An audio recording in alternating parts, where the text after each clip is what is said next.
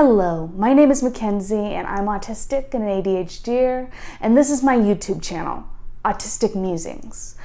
On my channel, I spread autism awareness by sharing the definitions of autistic terms, giving unique solutions to uniquely neurodivergent problems, and sharing my own personal experience.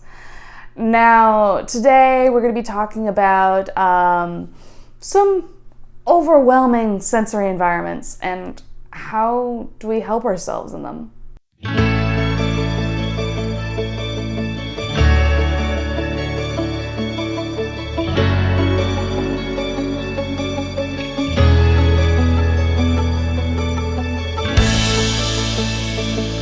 Welcome all my returning viewers and all newcomers. I'm so glad that you've decided to click and stay. If you like what you've heard so far, thumbs up would be great. Thank you. So today we're going to be talking about or expanding on a topic that I've talked about before. Certain environments for autistic people and ADHDers are overwhelming, and they're not very overwhelming for the rest of the population.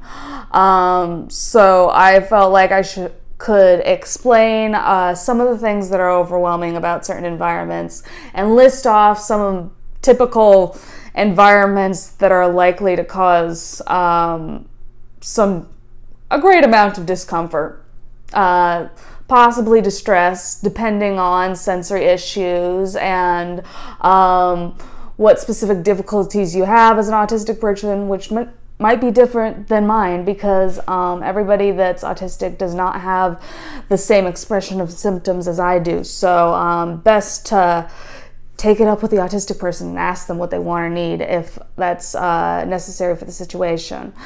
Now, I'm specifically going to go over one of my the worst environments for me that I keep under wraps a lot, but it does bother me, and I'll list some other places.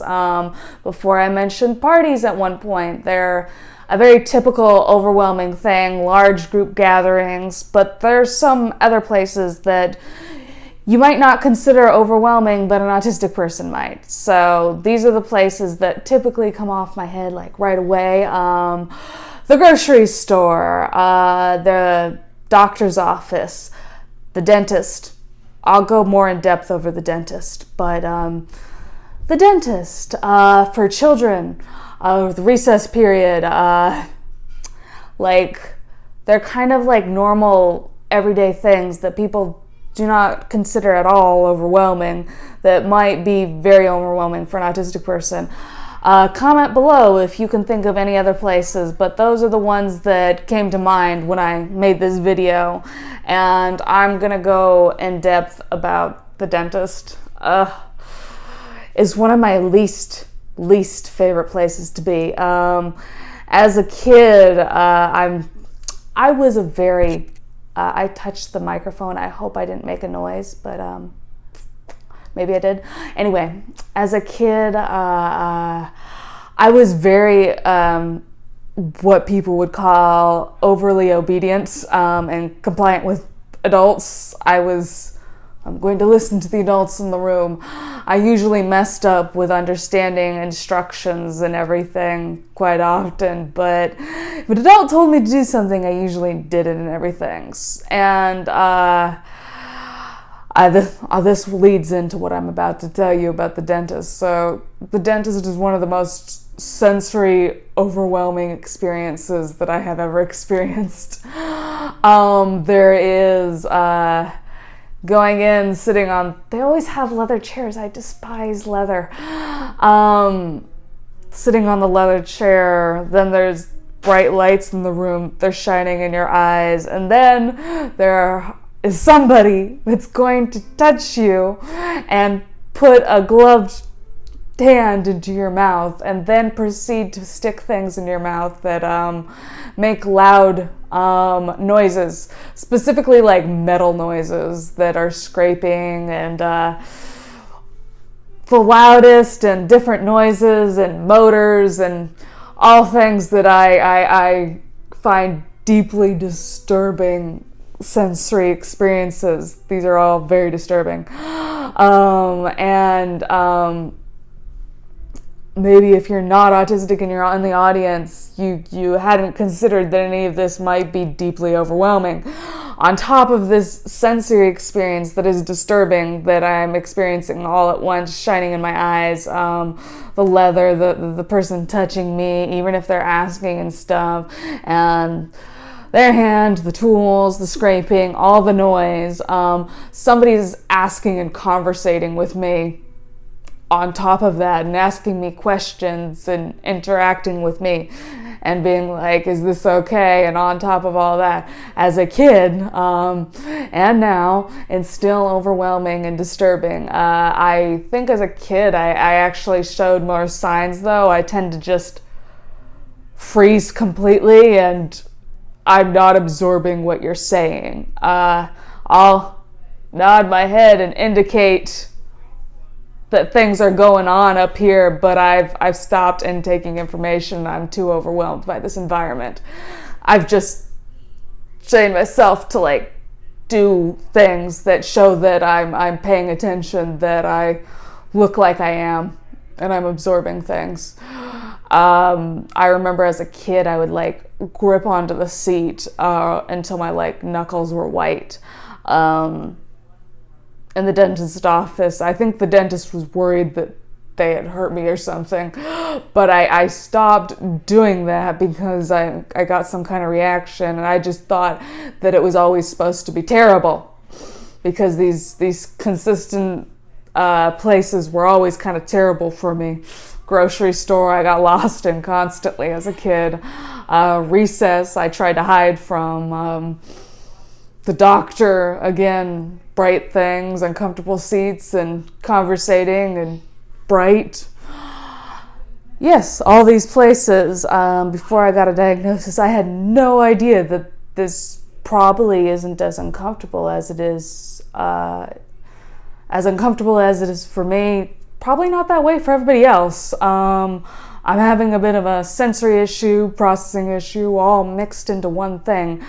Causing a lot of problems for me and distress. And even though I can go through it, it's incredibly draining. So how the heck do I help myself? Typically they're called accommodations, but there's things I need in these environments to not find them incredibly draining and be distressed in them. For the dentist, I have a game plan there. On a whole kit. For the grocery store, I have a whole kit for my grocery store runs. I buy the groceries in the house, but I've come up with a lot of things that help me in the grocery store. Like, I always bring my sound blocking headphones. I always have white noise playing, and I luckily live in a household where we buy the same thing every week. So that's fantastic. And I make the list, and I do a lot of like super autistic. I do a lot of like organizing for prep for this visit here. I like organize the items by where they're gonna be because I get lost and my executive functions get real fuzzy when I enter these overwhelming environments. So I do a lot of like prep work, and I wear weighted vests and have fidgets and keep those headphones on no matter what, because I don't want to hear the grocery store. There's too many competing sounds, and it's all causes me like overwhelming stress and anxiety that just isn't worth it. I could go into these environments, and I could do what I used to do and just endure the distress and discomfort. But it's just unnecessary. Why should I like go through this and not bring the objects that help me if they're going to help me feel more comfortable and make this experience less disturbing than it is for me, and they have to get done. So yeah, this is very pertinent to like autistic children, though. Often we can not be sending signals of distress and things like that quite the way everybody else is. Like I said, I was an overly obedient child. I would have done whatever an adult asked me to. So even if I found it distressing and uncomfortable, like going into an environment, go play with the other children, Kinsey. I don't want to. I'll still go do it. That's what I was like as a kid. Even if I found it overwhelming and stuff, sometimes, unless I was asked direct questions, I did not realize that was a factor in the situation. Oh, I'm not supposed to be uncomfortable?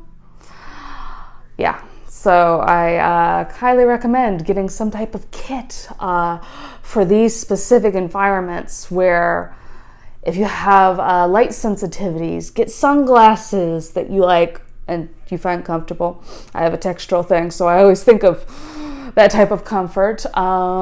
Bring a weighted blanket. Bring things that bring you comfort. There's no reason to endure distress and discomfort if it's just not necessary for the situation.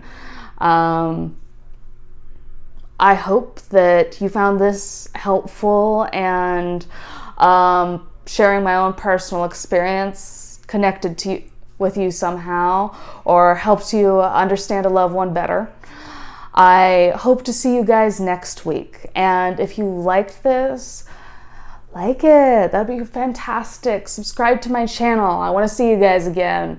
And if you want to see more of my content, I have an Instagram and a Facebook. Click on my link tree below and you will see it. I hope to see you again. Bye.